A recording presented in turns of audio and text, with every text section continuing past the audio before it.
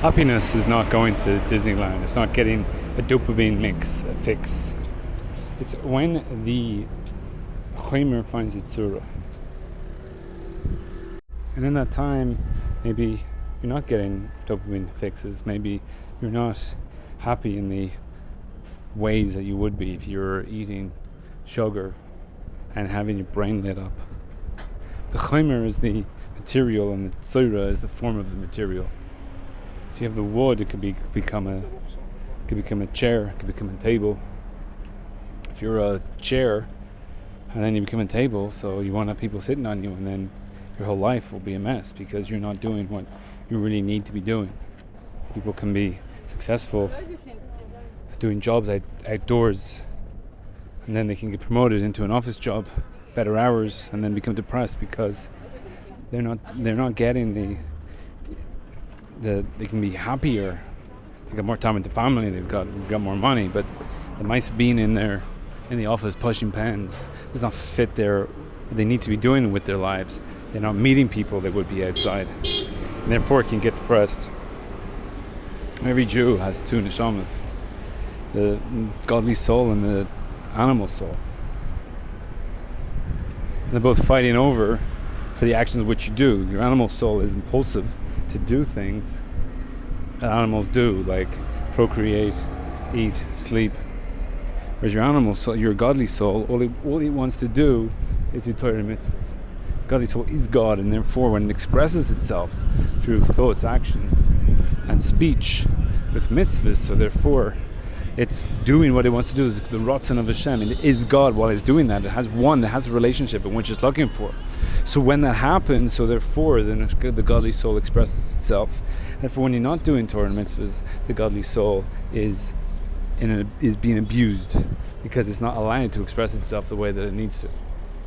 The animal soul, on the other hand, comes from a very high place, and therefore it's coming from under the Kisei Kavod. That the godly soul comes from on top of the Kisei Kavod, but the animal soul comes from under it.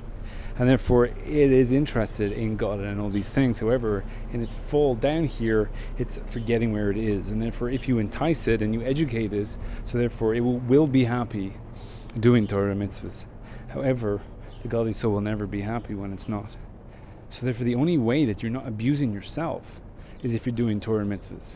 And if you are not doing Torah mitzvahs, so therefore you are abusing yourself, and different people are in touch in different ways with the abuse that they're giving themselves. So if you have a secular Jew who is not doing Torah mitzvahs and he hates religion and he thinks religion is stupid, all these things, they tend to have tremendous hatred for these things. The biggest anti-Semites are the Jews themselves. If you look at the Israel question, there's Jewish groups of causes that are extremely anti-Israel. Now, the whole world all has an opinion on Israel, but the Jews are the worst in this, because even when they're completely against it, since their core being, if you go to the center of every Jew, he'll have his nefesh elokis there.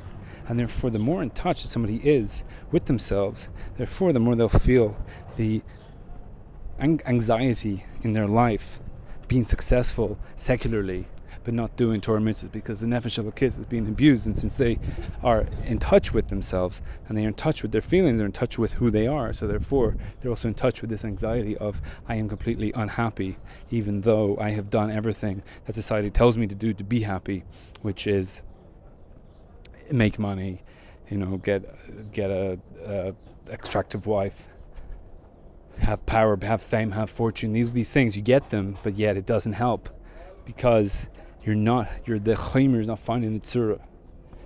So the Jews who are completely anti, they can't have silence when it comes to their opinions on these things. They can't just live the secular life. They have to be, I hate religion, I hate all these things. And therefore it has to come out because they're denying their core, but yet they still feel something Jewish. So therefore the way to do that, you have to kill all the Jewishness that's in you. So therefore you have to be the biggest anti-Semite. You hate Jews because you can never come to terms with yourself, and no matter how secular, no matter how much you're moving away, you always feel something when it comes to religion, always feel something when it comes to Israel and Judaism. So therefore, you'll get the biggest anti-Semites. No matter what you do to move away, you'll always be looking for God, and you'll always be looking either to destroy it, because you can't come to terms with who you are. You come to terms with having a relationship with God. However, the tzura of every Jew is to do Torah Mitzvot, and therefore every Jew who's not doing Torah Mitzvot will always be detached from who he really is and who he really wants to be, and therefore living any other life is just a sham. It's just an act. They'll never actually find their happiness, actually find their serenity in their existence. Like in Citizen Kane, where all he wanted was his childhood back and his sleigh. All the success and all the fruits of secular life that you're chasing, it's a distraction from what you really want, and the only time that you actually find yourself and find your serenity is by doing Torah Mitzvot.